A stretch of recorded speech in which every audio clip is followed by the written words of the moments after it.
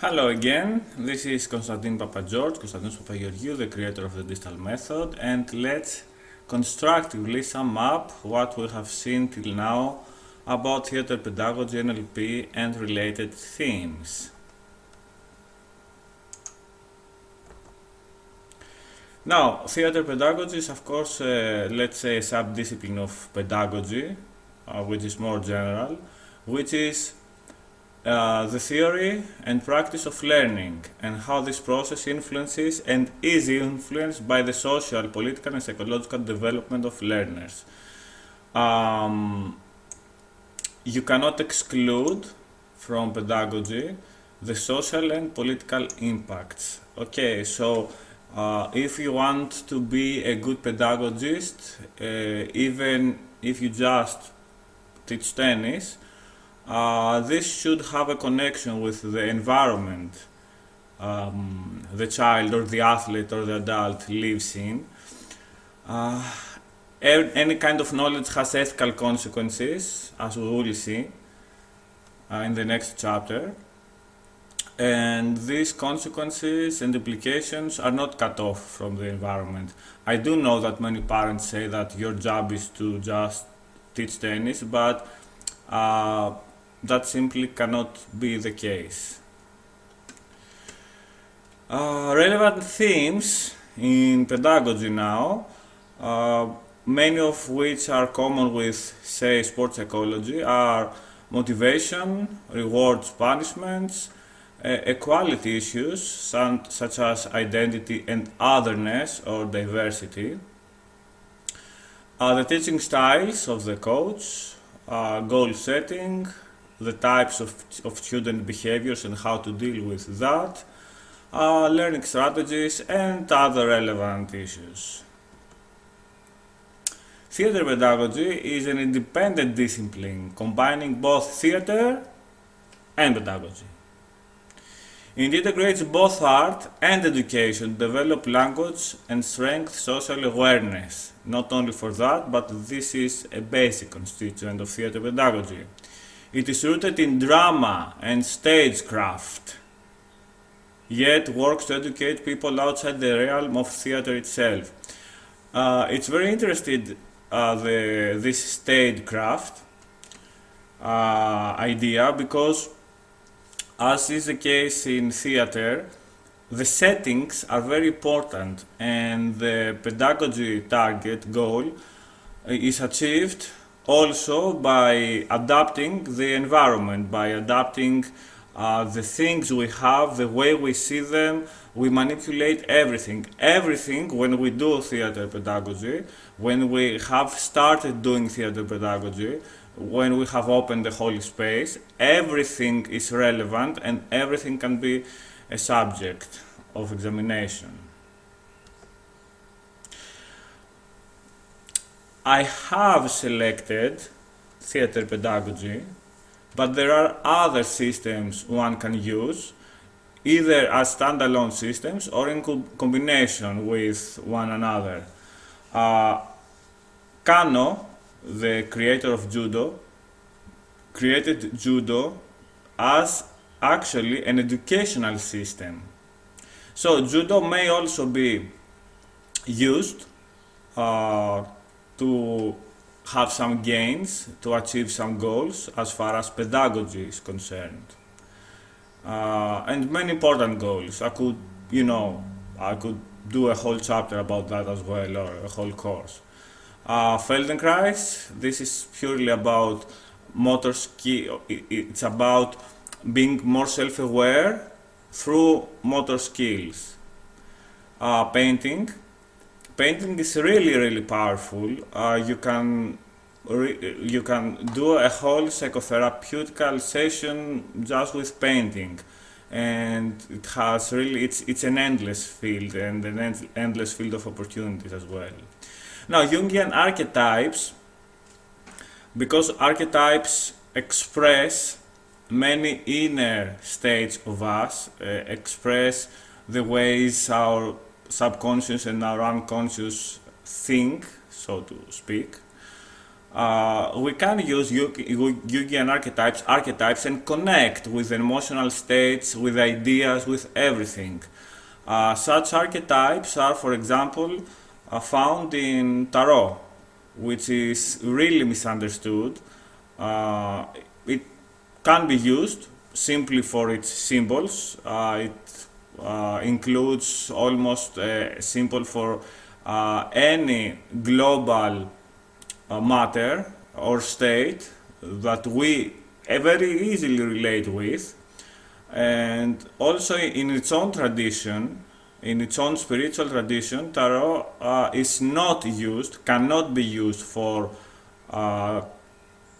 foretelling the future. Anyway, I know this is a really big misunderstanding, and people think that using tarot we predict the future, but that's not the case at all.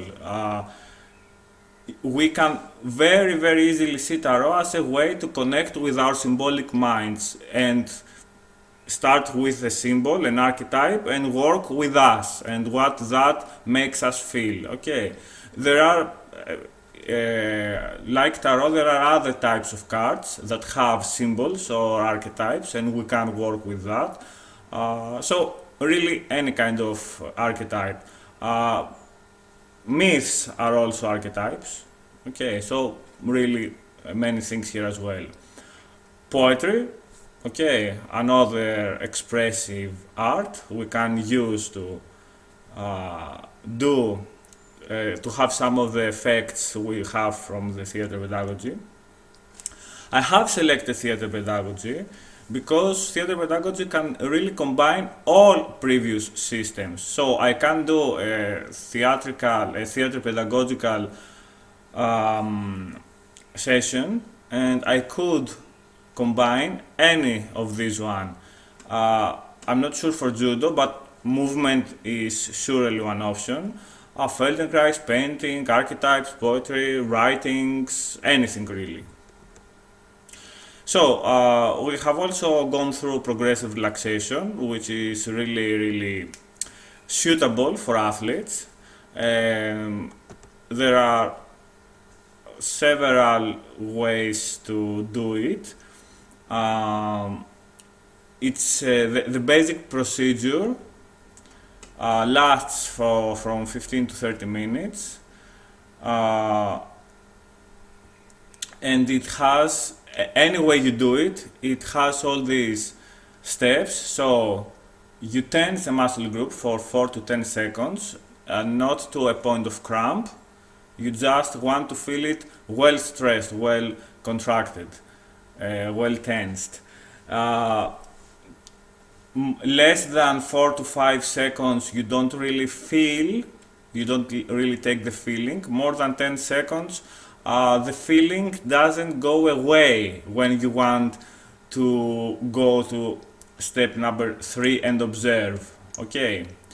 So, of course, you breathe out and you suddenly completely relax the muscle group. You observe, you stay and observe how does the relaxed muscle feel in relation to it being tensed a few moments ago.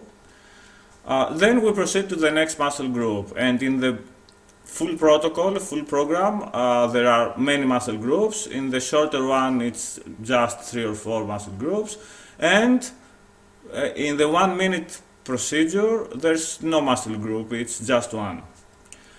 We finish with all the muscle groups, we put an anchor, so maybe we think when we have finished all the sequence, I now feel totally relaxed. Okay, so it's like we anchor this feeling, and we gradually return to the present. Okay, this really needs to be made very gently. Okay, like I'm moving my hands a bit, my fingers, and slowly I get to my side, one side, to my right side, and then get up. Okay, and it should be done really gradually.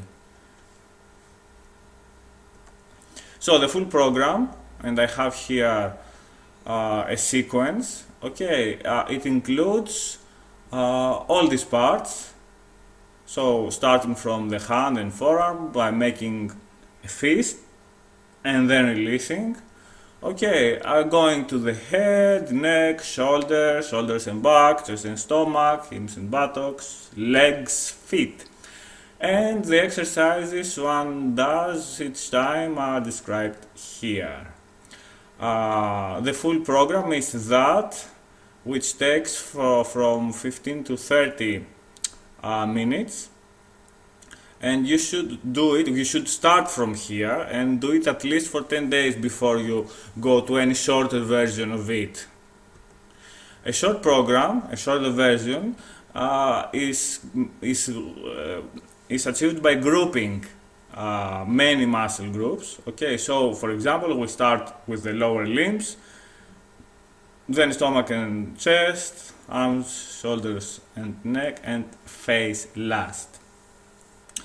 And there is also a 1 minute program that I tense all at once, my whole body, okay, face, body, legs, arms, and then I relax, but this should be only after I have trained enough with the previous forms.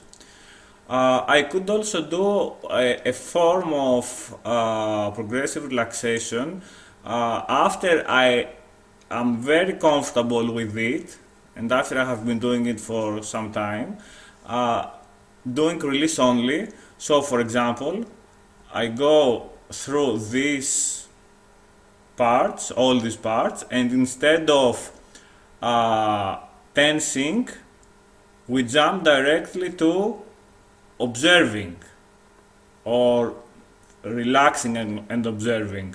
Okay, so we just release, we just do the release part, and this is of course a more advanced technique, and its benefits are that when you don't have time, of course this is perfect also. Okay, so if you are really experienced, you can do a 1 minute program, or if you are really experienced in doing release only, you can just think consciously about, okay, now I'm releasing, maybe activate the anchor as well, I now feel totally relaxed, and relax, have the relaxation response activated. Now let's see the adapted EFT protocol, the emotional freedom technique protocol. You may hear a lot about EFT and NeuroLinguistic Programming in general, etc. There are many issues with the way a part of the scientific community treats these techniques, and I cannot say they are not biased. There has been research that partly confirms. Anyway, these are, for example, NLP has so many techniques that you cannot really speak about all of them at once. But what I'm saying to one of my books as well is that it's really hypocritical to say that NLP is not effective, for example, in a 5-minute session, which I find it to be really effective, especially if you practice, okay, and you are experienced when doing this 5, for example, minute intervention. So you have analytic psychotherapy, you go to a psychotherapist and you do it for 10 years, you sell 2 apartments to do it. There are many anecdotal cases where people said, okay, I know everything about my problem now, but I haven't solved it, I feel the same shit. So it's a bit hypocritical to go and attack a system that is so much more quick.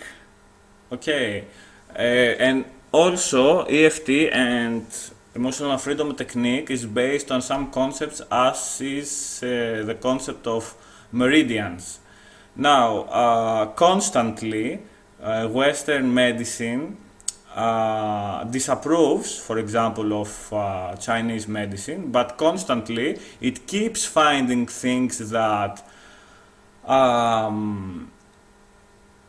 supports what Chinese medicine has been supporting for ages. Okay. Because mainly Western medicine studies corpses and not live organisms, apart when it's doing some form of imagery. For example, if you're doing MRI, and especially if it's doing functional MRI, but it's just imaging. I mean, maybe you have you are led to believe that what you see in the screen is sort of an X-ray, but it's not sort of an X-ray, because what you see is the way signals that are incomprehensible for the human being, that's it, computer signals, ones and zeros, are transformed via complex algorithms to images. So it's not like, you know, when you see an X-ray, you actually see it's live. It's live in the sense that you actually see the rays directly, and you see the picture that is made out of it. But in nuclear resonance imaging, magnetic imaging, magnetic resonance imaging, you don't see something directly in the sense we do see it in the X-rays. You see it, you just see the result of processes and algorithms. And if you have, if you know, lately some a ridiculously big amount of results was doubted or was rejected because there was a problem in one of the algorithms I'm talking about. Okay, so it's not that you actually do see something in the sense that you observe directly a living organism working. Okay, that is apart from all the other problems. Anyway, to cut a long story short, you cannot single-handedly reject a tradition that's been evolving for thousands of years, considering another tradition, for whatever reason, totally superior, like the Western medical tradition, which is not even a tradition. I mean, it's been around for some decades, which has some unique characteristics and strengths, but it's not the absolute criteria for everything. Okay, so enough with that. So the first phase is finding the problem and finding our power phrase. So my initial phrase can be both positive and negative. Why, I'll explain a bit later. If my initial phrase is positive, so what my goal is, what I want to do, then I do the negators as I have shown you and create another positive, which is the original positive phrase, and it's my power phrase, or just a negative, for example, a negative phrase, for example, I can't hit any forehand drives. Okay, I'm not good at losing. I'm very angry, something like that.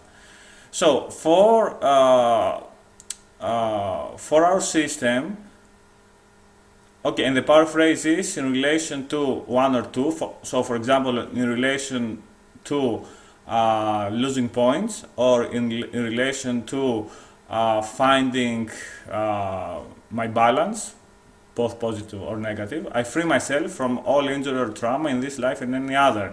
Now, as I've said in the demonstration, when I say any other life, I don't mean that one should believe in reincarnations. This is a generalization aimed at speaking directly at your subconscious or unconscious mind. So when I say any other life, What I mean is, for example, that I have many identities and many roles, so these roles are like being other lives. So I generalize to my whole being in this life, of course. Okay, so you shouldn't care if there are other lives. It's a good way to say to your subconscious, please generalize this phrase not only to this instance but generally in my life. Because, you know, as I said with the iceberg example, it's not just the tip of the iceberg, it's also the part of the iceberg that the light sees, and it's the part of the iceberg that's in total dark. It's I'm this, so this is any other life also, above the water and below the water. And another way to say the power phrase is you say the positive or negative phrase and you insert it here, and you say, for example, I have a bad backhand drive. Thank you, backhand drive, for being in my life till now and for teaching me precious lessons. I now set you free. So these ideas, important as they may be for EFT, they are also a bit influenced by two practices. One is Ho'oponopono, in which we generally tend to thank a problem for what it has taught us, and we kindly release it, because everything in our subconscious is connected to things we don't really understand how they got there, and if we were perfect, they wouldn't be there. So we have something to take out of every bad instance. Third is a spiritual practice that has nothing to do with what we do here, or almost nothing. I mean, chod means to cut off any detachment, any attachments. Okay, so for chod and for the spiritual traditions, being attached to something negative is as bad as being attached to something positive. Okay, so sometimes when I say I free myself from something positive, neurotical behaviors, okay, is come from both negative and positive sources. So you should, in principle, cut everything. Okay, because it's like saying too much of a good thing. If we were balanced in the first place, nothing would be needed. Okay, no adaptation.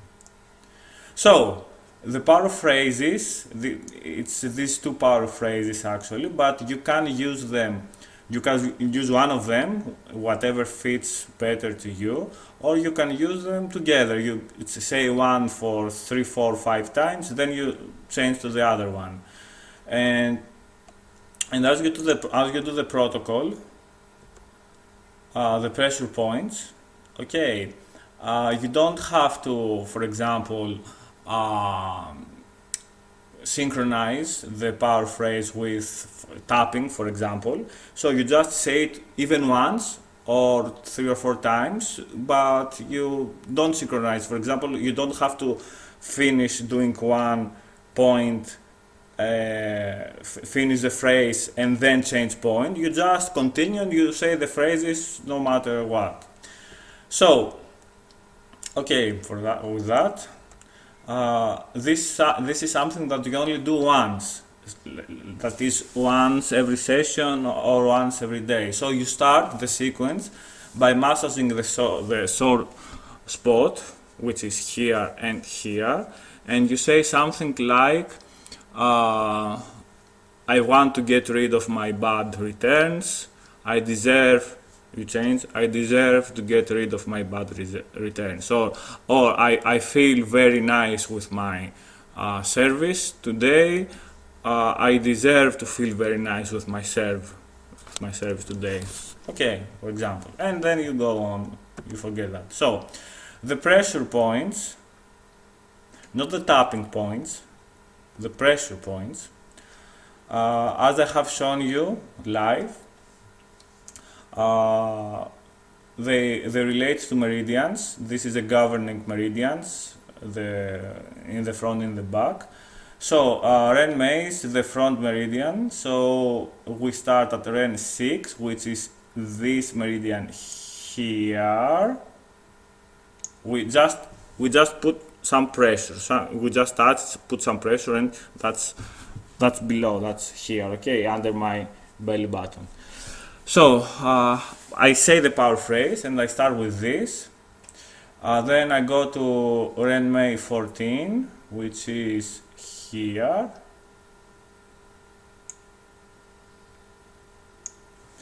Okay. Then I go to REN 17 with do May 20.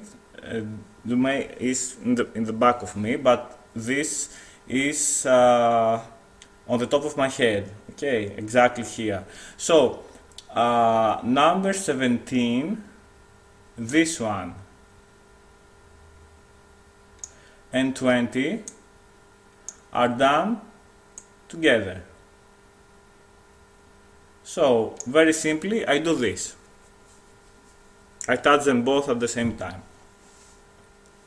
The good night point, because it's Anyan, it's here, it's connected with relaxation, and I just press it. It's the bone behind my ears.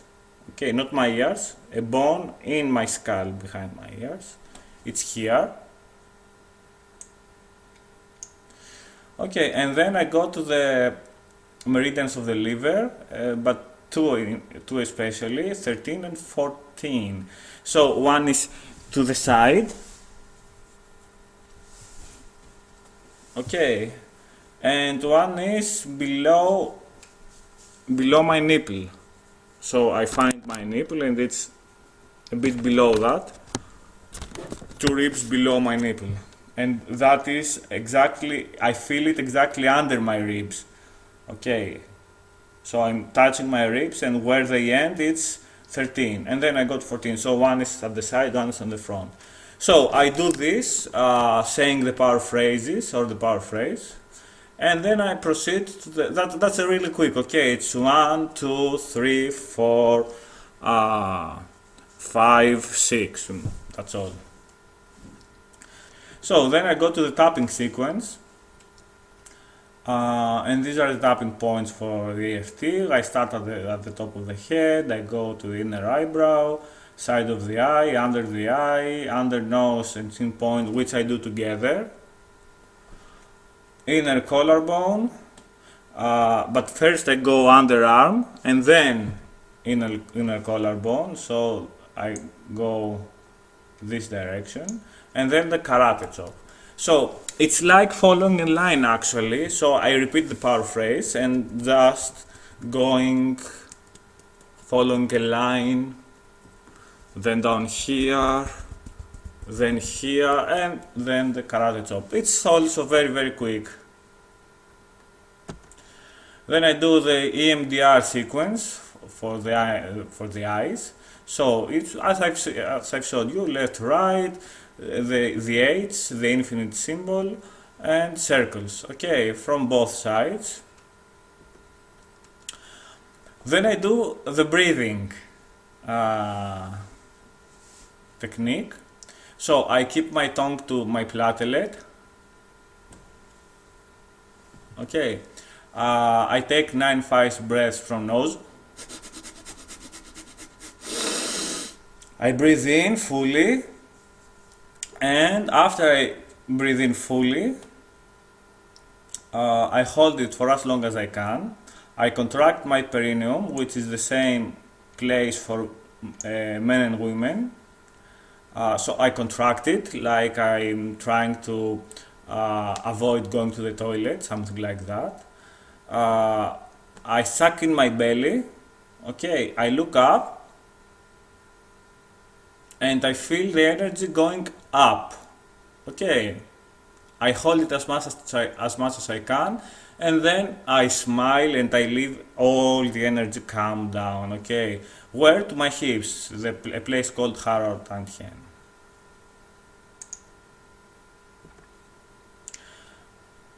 You can repeat it. Actually, what you can do is uh, score yourself. For example, I feel this, or I wanted to resolve this issue, or I want to achieve this state or enhance this positive state.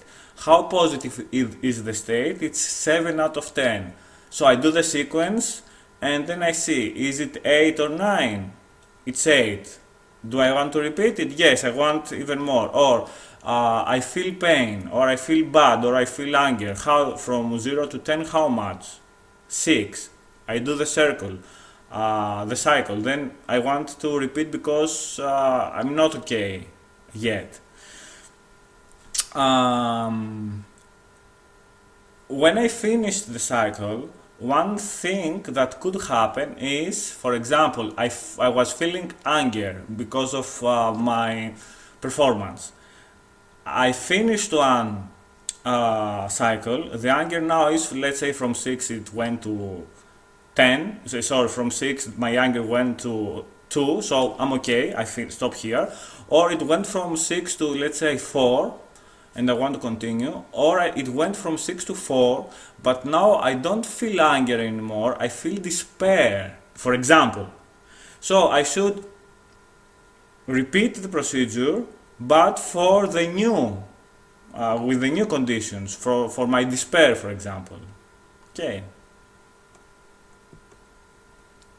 So we have two protocols. One you should do at home, okay, and you should dedicate some time to it. We start with the negators, we do the massaging and EFT sequence, we do the Qigong. Maybe I showed you together with maybe some sound therapy, so you just hear some hollow music or something like that, and this can be combined very nicely with relaxation. Okay, so you do progressive relaxation as well. Sound therapy should produce a relaxation as well, so you can do this together and one can help the other. For short, when I am, you should train that. You should train that. Okay, when I am at court, I don't have time or whatever, I just do the EFT. Maybe starting with from the sore spot and the meridians and the EFT sequence, the eyes, and stop. Okay, that's what I mean the EFT, I mean the sequence until the eyes. Then I score myself and I repeat if necessary. So, let's see as last theme anchors and the way we use them in the NLP. So, a simple NLP anchor would be one with which we could recall a desired state when we need it most. So to do that, we select the desired state. I want to feel, for example, confident. I select the anchor. For example, I want to touch this part of my body that I don't regularly touch. So it can be uniquely anchored there. Then I go on with the part that I imagine. So I imagine this positive state that I want to anchor, and I enhance it with the submodalities. For example, submodalities in NLP are things within the picture, the general picture I imagine, that I can change. For example, I can change the color of the picture, I can change the volume of the sounds I hear, and so on. So I enhance submodalities so that the imagined state is even more stronger. I apply the anchor before the peak, that is, before I feel the desired state in its full potential, and I break this state, I break this process as soon as I feel that I am about to lose this peak. I can break the state with doing something like clapping or counting fast something. I have to break the state. I test how by activating the anchor. So for example, I touch that part of the body and see how I feel. And the more I repeat, the more strong the anchor becomes. I can use the anchors to collapse, to break some, let's say, for example, neurotical behaviors. So I select, it's based, this procedure is based on the previous one, on anchor simple states. So I select a positive state, I anchor it the way we saw. I select a negative state and I anchor it. I anchor again the positive state, okay. Then I trigger both anchors simultaneously, for example, by touching both anchors, both points in my body. I release, I stop touching the negative anchor, and I keep the pressure on the positive anchor, and I feel the change. I break the state, I test, and maybe I repeat. So, next chapter, thank you.